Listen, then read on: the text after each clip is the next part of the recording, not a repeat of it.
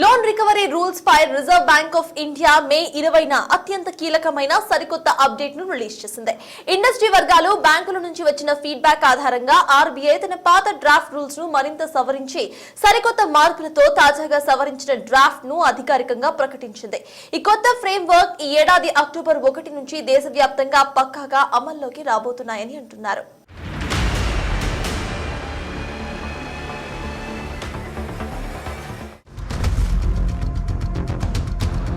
రేపే నిన్ను అరెస్టు చేస్తారు. లోన్ కట్టకపోయావా ఇక అంతే, నీ అంతు చూస్తాం.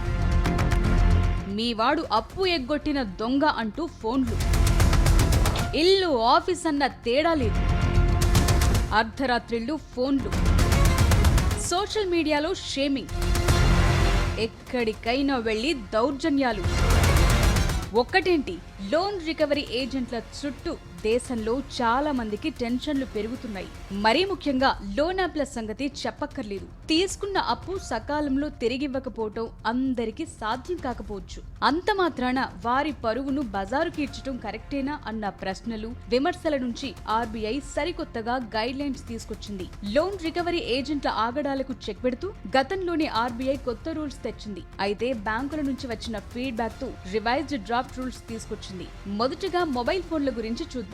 ఇటీవలి కాలంలో ఐఫోన్లు, ఇతర ఖరీదైన ఫోన్లను ఈఎంఐ పెట్టుకుంటున్న వారి సంఖ్య చాలా వరకు పెరిగింది. ఇలా తీసుకున్న వాళ్ళు ఈఎంఐ చెల్లించకపోతే ఫినాన్స్ కంపెనీలు సాఫ్ట్వేర్ సహాయంతో కస్టమర్ల మొబైల్ ఫోన్లను రిమోట్ లాగా లాక్ చేసి ఇబ్బంది పెడుతున్నాయి. దీనిపై ఆర్బీఐ తీవ్ర ఆంక్షలు విధించింది. ఏ లోన్ రికవరీ కోసమైనా కస్టమర్ మొబైల్ ఫోన్ ను లాక్ చేయటం లేదా దాని ఫీచర్స్ ను లిమిట్ చేయటం పూర్తిగా బ్యాన్. కేవలం ఆ మొబైల్ ఫోన్ కొనుగోలు కోసమే లోన్ తీసుకుని ఉంటేనే ఫోన్ ను లాక్ చేసేందుకు అనుమతి ఉంటుంది.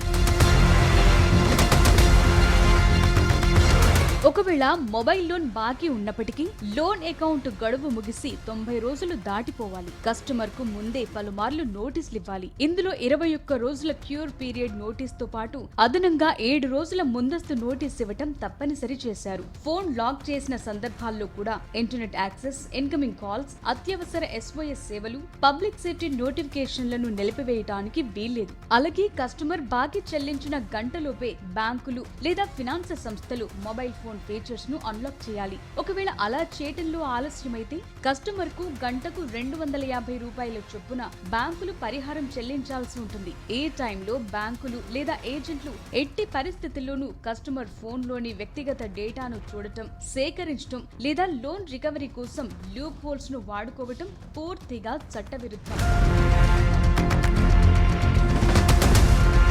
కస్టమర్లను మానసికంగా వేధించే కఠినమైన రికవరీ పద్ధతులపై కూడా ఆర్బీఐ ఉక్కుపాదం మోపింది. కస్టమర్లను ఏజెంట్లు కేవలం ఉదయం 8 గంటల నుంచి రాత్రి 7 గంటల మధ్య మాత్రమే సంప్రదించాలి. అది కూడా కస్టమర్ స్వయంగా అనుమతిస్తే తప్ప. కస్టమర్లను తిట్టడం, బెదిరించడం, అపరిచిత నంబర్ల నుంచి కాల్స్ చేయటం, సోషల్ మీడియా ద్వారా పరువు తీయటం, మితిమీరిన మెసేజ్లు పంపి వేధించడాన్ని పూర్తిగా బ్యాన్ చేశారు. అలాగే కస్టమర్ తన లోన్ బకాయిలు లేదా రికవరీ ఏజెంట్ ప్రవర్తనపై బ్యాంకు గ్రీవెన్స్ విభాగానికి అధికారికంగా ఫిర్యాదు చేస్తే ఆ సమస్య పూర్తిగా పరిష్కారమయ్యే వరకు ఆ ఏజెంట్ కు లోన్ వసూలు ప్రక్రియను అప్పగించకూడదన్న రూల్ తెచ్చింది ఆర్బీఐ. ఏజెంట్లు కస్టమర్లతో మాట్లాడే ప్రతి సంభాషణను రికార్డ్ చేయాలి. ఆ కాల్ రికార్డింగ్లను బ్యాంకులు కనీసం 6 నెలల పాటు సురక్షితంగా భద్రపరచాలి. రికవరీ ఏజెన్సీలపై బ్యాంకులు పర్యవేక్షణ పెట్టాలి. ఏజెంట్లకు తగిన గుర్తింపు, శిక్షణ సర్టిఫికేషన్ ఉండాలన్నది ఆర్బీఐ. అలాగే తాము నియమించుకున్న ఏజెన్సీల వివరాలను బ్యాంకులు తమ వెబ్సైట్లు, డిజిటల్ ప్లాట్ఫాముల్లో బహిరంగంగా ప్రదర్శించాలని రూల్ తెచ్చారు. రికవరీ ఏజెంట్ల వ్యవహారంపై ఈ నిబంధనల ముసాయిదాను మొదట ఫిబ్రవరిలో రిలీజ్ చేశారు. అయితే బ్యాంకులు, పరిశ్రమ వర్గాల నుండి వచ్చిన ఫీడ్బ్యాక్ ఆధారంగా ఆర్బీఐ ఇందులో కీలక మార్పులు చేసింది. గతంలో ప్రకటించిన జూలై 1 డెడ్ లైన్ ను పొడిగించి ఈ కొత్త నిబంధనలను ఈ ఏడాది అక్టోబర్ 1 నుంచి దేశవ్యాప్తంగా అమలు చేయాలని నిర్ణయించారు. ఆర్బీఐ తన తాజా మార్గదర్శకాల్లో చరిత్రలోనే మొదటిసారిగా రికవరీ ఏజెంట్ అనే పదాలకు పూర్తి చట్టబద్ధమైన స్పష్టతనిచ్చింది. బ్యాంకుల తరపున క్షేత్రస్థాయిలో లోన్ వసూళ్ల ప్రక్రియలో పాల్గొనే బిజినెస్ కరెస్పాండెంట్లను కూడా ఈ కఠినమైన నిబంధనల పరిధిలోకి తీసుకొచ్చింది. దీనివల్ల థర్డ్ పార్టీ ఏజెంట్లే కాకుండా లోకల్ కలెక్షన్ బాయ్స్ కూడా ఏ తప్పు చేసినా బ్యాంకులు బాధ్యత వహించాల్సిందే. సో మరీ ముఖ్యంగా లోన్ యాప్స్ ఎలాంటి రూల్స్ ఫాలో అవుతాయో చూడాలి.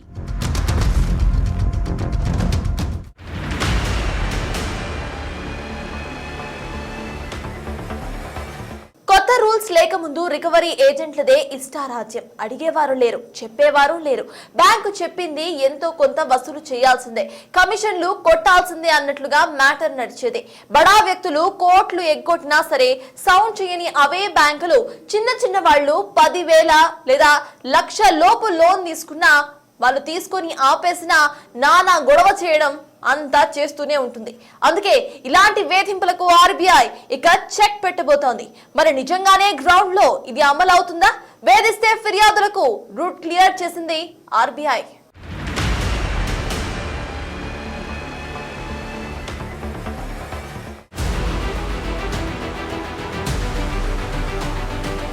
బడా వ్యక్తులు కోట్లు ఎగ్గొట్టినా బ్యాంకులు కిమ్మనేవి కావు.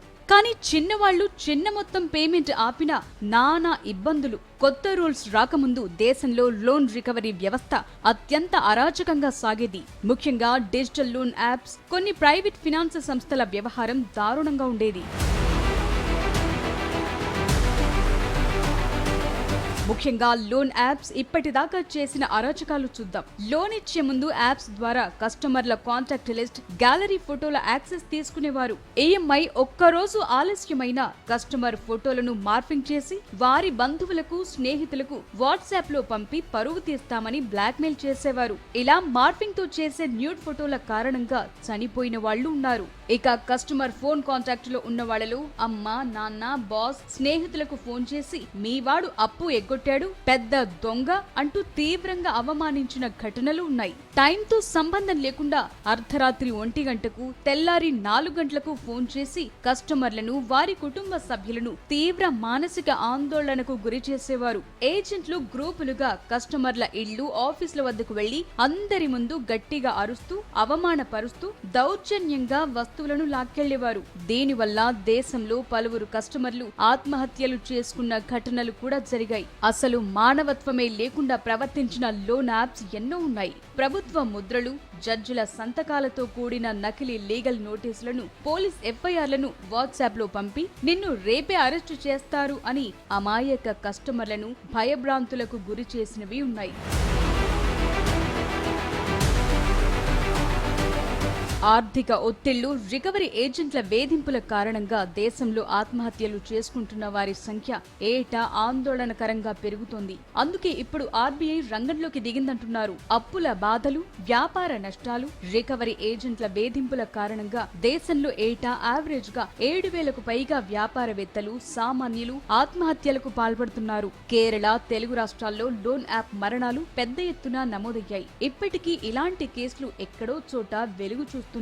2024 ఆర్థిక సంవత్సరం నాటికి ఆర్బీఐ అంబుడ్స్మన్ కు లోన్ రికవరీ వేధింపులపై వచ్చిన ఫిర్యాదుల సంఖ్య ఏకంగా 85,281కి చేరింది. ఇది అంతకు ముందు ఏడాదితో పోలిస్తే 42.7% పెరిగింది. సమాజంలో పరువు పోతుందనే భయంతో కేవలం 5% లోపు బాధితులు మాత్రమే ఆర్బీఐకి ఫిర్యాదు చేస్తున్నారు. అంటే క్షేత్రస్థాయిలో అసలైన వేధింపుల సంఖ్య దీనికి 20 రెట్లు ఎక్కువగా ఉండే అవకాశం ఉంది.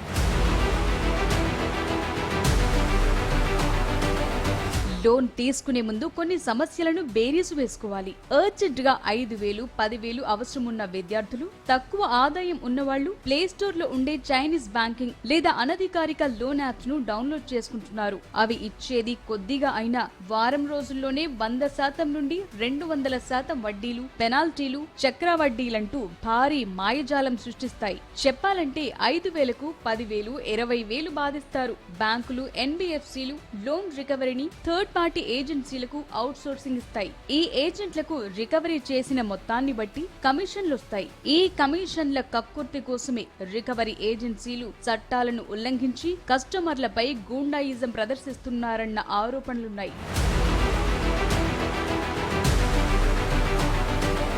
ఆర్బీఐ అంబుడ్స్మన్ ను ఆశ్రయించడానికి కస్టమర్ కు 30 రోజుల వెయిటింగ్ పీరియడ్ ఉంటుంది. కానీ లోన్ యాప్స్ ఏజెంట్లు 3 రోజుల్లోనే కస్టమర్ పరుగును బజారున పడేస్తున్నారు. ఈ గ్యాప్ వల్లే బాధితులు తట్టుకోలేక ప్రాణాలు తీసుకుంటున్నారు. ఇలాంటివి వద్దని ఈ సంక్షోభాన్ని సీరియస్ గా తీసుకున్న ఆర్బీఐ ఈ ఏడాది అక్టోబర్ 1 నుంచి రికవరీ ఏజెంట్లకు చెక్ పెట్టేలా కఠినమైన నిబంధనలను తెస్తోంది. ఏజెంట్ తప్పు చేస్తే నేరుగా బ్యాంకులపై చర్యలు, కస్టమర్ల ప్రైవసీని రక్షించేలా ఇందులో కఠిన చర్యలు తీసుకున్నారు. తమిళనాడు వంటి రాష్ట్రాలు లోన్ రికవరీ వేధింపులను క్రిమినల్ నేరంగా మారుస్తూ ఏకంగా ప్రత్యేక చట్టాన్నే తెచ్చాయి.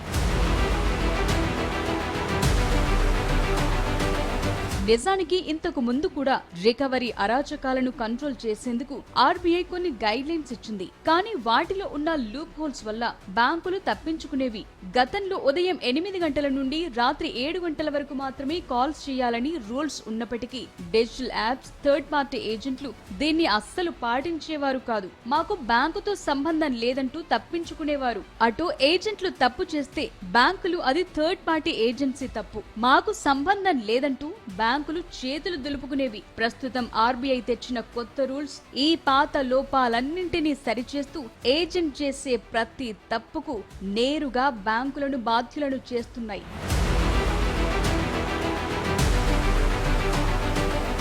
ఏజెంట్లు మిమ్మల్ని వేధించినా, తప్పుడు సమయాల్లో ఫోన్ చేసినా లేదా ఫోన్ లాక్ చేసినా ఇప్పుడు ఈజీగా ఫిర్యాదు చేయొచ్చు. మొదట సదరు బ్యాంక్ లేదా ఎన్బిఎఫ్సికి చెందిన అధికారిక నోడల్ అధికారికి లిఖితపూర్వకంగా లేదా ఈమెయిల్ ద్వారా ఫిర్యాదు చేయాలి. ఏజెంట్ మాట్లాడిన కాల్ రికార్డింగ్స్, వాట్సాప్ స్క్రీన్ షాట్లు లేదా ఫోన్ లాక్ అయిన ఫోటోలను ఆధారాలుగా జత చేయాలి. 2 స్టెప్లు ఆర్బీఐ అంబుడ్స్మన్ ను ఆశ్రయించటం. బ్యాంకుకు ఫిర్యాదు చేసిన 30 రోజుల్లోగా వారి నుండి ఎలాంటి స్పందన రాకపోయినా లేదా వారి సమాధానం మీకు నచ్చకపోయినా నేరుగా ఆర్బీఐని సంప్రదించొచ్చు. థర్డ్ స్టెప్ లో ఏజెంట్లు ఇంటికొచ్చి భౌతిక దాడికి పాల్పడినా, తీవ్రమైన బూతులు తిట్టినా, ఆత్మహత్యకు ప్రేరేపించేలా మాట్లాడినా అది క్రిమినల్ నేరం కిందకొస్తుంది. ధైర్యంగా పిఎస్ లో కూడా ఫిర్యాదు చేయొచ్చు. ఇవన్నీ ఆర్బీఐ సామాన్యులకు కొంతలో కొంత రక్షణ కల్పించేలా తీసుకొచ్చిన గైడ్ లైన్స్. అయితే అప్పులు తీసుకునే ముందు వాటిని తీర్చగల స్తోమత ఉందా లేదా చూసుకోవటం, తాహతకు మించి లోన్లు తీసుకోకపోవటం, ఆర్థిక అక్షరాస్యత పెంచుకోవటం, ఇవన్నీ అందరికీ అర్థం కావాల్సిన కీలకమైన విషయాలు. పర్ఫెక్ట్ ఫినాన్షియల్ ప్లానింగ్ తోనే పర్ఫెక్ట్ లైఫ్ ఉంటుందని మర్చిపోవద్దు.